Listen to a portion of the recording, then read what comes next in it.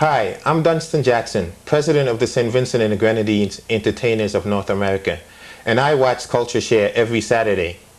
Dunston Jackson is the president of the St. Vincent and the Grenadines Entertainers of North America.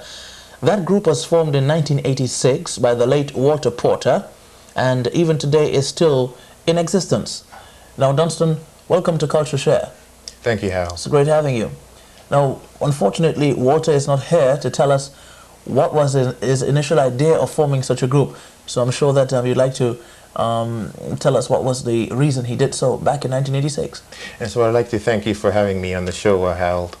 I think Walter's main purpose, his vision for founding the St. Vincent and Grenadines Entertainers of North America, was to establish minimum performance fees for entertainers from St. Vincent. And he wanted the Vincentian entertainers, mainly the Calypsonians, to have a little bit more control over their creative destinies. And we've been putting on shows since 1986. We hope to continue to do that in the future, and we hope for the continued support of the public in doing so. You mentioned that one of the hopes was for Calypsonians to control their destinies. How, even today, 6 going on 7 years later, how would you say that idea has become a reality? Well, it's become a reality by the mere fact of our continued existence. Recently, we've gone through a reorganization process. We're no longer the St. Vincent Entertainers Guild. We're now the St. Vincent Entertainers of North America. We've scaled down somewhat, but I think this new organization is more structured. It's highly structured, and we have a clearer vision of where we want to go in the future. We're hoping for some big things coming up after the St. Vincent Carnival. Right now we're in the preparatory stages for the St. Vincent Carnival, and we just had our last big show on November 18th, and we're selling videos of that last show, and we've gained. I think we have a clearer vision of where we want to go now than in the past few years, and that was the main purpose for our reorganization. Have you won the total confidence of the Calypsonians, you know, in terms of them really coming to grips with the importance of the organization and them being a part of it? Yes, I think most of the Calypsonians understand the importance of a unified of being a unified body, and that was the main purpose of Walter founding this organization. And as we know, in the past, Calypsonians have worked and they haven't been fully compensated, or as compensated as they could, fully compensated as they could have been for their services.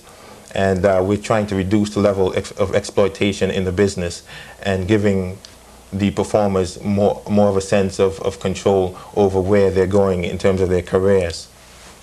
At the various meetings, what is the turnout like? I say this because I know, you know, Caribbean people in organizations have a tendency to be in high spirits at the initial formation of groups, but after like 2, 3, 4 months, then you find the interest beginning to wane. What is the situation in your group's instance? Well, our organization, we've been in existence for, I'm happy to say, 6 years now, and we have an enthusiastic gathering. We meet once a month, the third Sunday of every month, and we've had our ups and downs.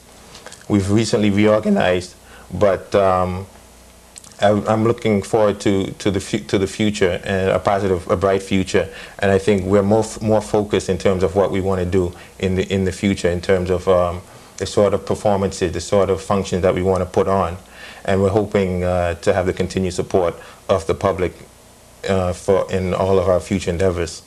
Are you all affiliated in any way to the Ministry of Culture or whatever calypso body there is back in St. Vincent and the Grenadines? Yes. Well, we have had meetings periodically with various members of the Carnival Development Committee from St. Vincent. We've had members come up and speak to us here, and we've had meetings with them. And I'm happy to say we've recently joined the Council of St. Vincent and Grenadines organizations. So we we have incorporated ourselves into the larger body of Vincentian organizations here in New York. 10 years from now, where do you think St. Vincent and the Grenadines Calypso will be? Well, Harold, that's something that we've thought about a lot, and I think what we're looking to do is continue to be unified. I think that's the main focus, and we're hoping to do things such as possibly having our own club, our own nightclub in the future, perhaps our own record label. There's so much potential in terms of the talent level that we have, and there's so much potential for the future. We hope to, mainly we hope to stay together, and we hope to continue down the road that we've been going. Exactly where we'll be in 10 years, I'm not sure, but we're hoping for all the best. Do you think that the unification of the Calypsonians is important so that children of the future can ensure that if they lack the culture, that they will be getting into something that is organized and together, and is something that is deeply indigenous? Right. I think we as a people, Caribbean people, we have to maintain that sort of purpose and maintain our cultural heritage, even though we've left the Caribbean. We're here in New York now, but I think we need to pass down that culture to future generations.